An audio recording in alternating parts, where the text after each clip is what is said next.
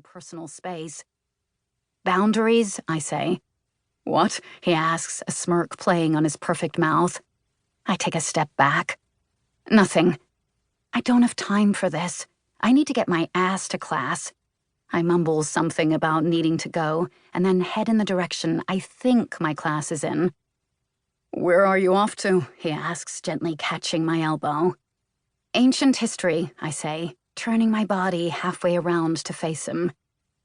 Ancient history is that way, Paris, he says with a chuckle. I turn around to see him pointing in the opposite direction. Red-faced, I head toward where he's pointing. See you around, he calls out, then turns around and begins walking off. I ignore him, inhale deeply, square my shoulders, and walk to my class. I take the first vacant seat I can find toward the back of the room, keeping my eyes down and not looking at anyone. I don't need any attention. I get more than enough of that after school hours. Someone sits at the desk next to me, but I don't look up or even risk glancing at them. Nice of you to save me a seat, comes a deep, familiar voice. His scent once again invades my senses. Grayson. You're in this class? I ask, leaning back in my seat. I am. I would have walked you here, but I had to drop something off to my friend, Bryce. I cut him off. Okay. I don't know why he's explaining himself to me. I just didn't want you to think I was an asshole for not walking you to a class you obviously didn't know how to get to, he says. I got here just fine, I point out.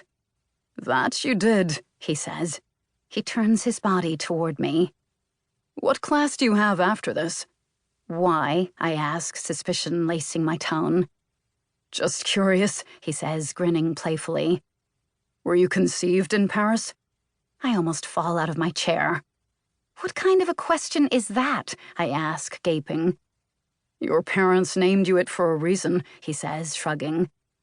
No, my mum just liked the name, I say, narrowing my eyes at him. Is he going to ask me questions throughout this whole class? I glance around. Maybe I can switch chairs with someone. When I look back at him, his eyes are still on me. I haven't seen you around here. Is that your version of a pickup line? I ask, pulling out my file and opening it. Everything is organized into categories and color-coded, just the way I like it. Silence. Just being friendly, Paris. Great. Now I feel like shit. Want some gum? I ask him, pulling some out of my pocket and offering him a piece to break the ice. Sure, he says, showing off those dimples. He takes the piece from my hand, and my palm tingles from the contact of his fingers. This one is dangerous. The attraction is there. I can feel it, and I think he can feel it too. I offer him a slight smile and then turn to face the front of the class. The lecturer speaks, saving me from having to socialize. I keep my head face to the front, my eyes locked on the man speaking.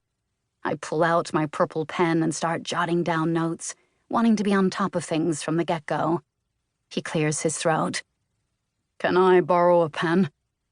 I put my pen down and turn my head to look at him. His warm brown eyes look at me expectantly, his dark hair curling behind his ears. I force myself to move my gaze away from his face, to stop taking in every inch of him.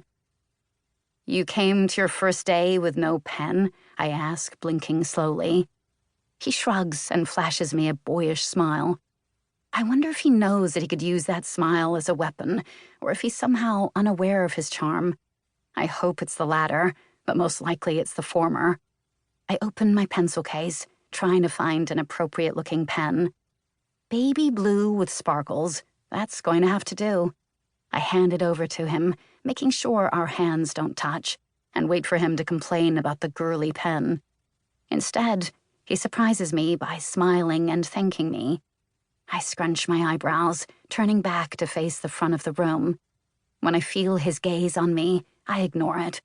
When he keeps staring, I decide to say something.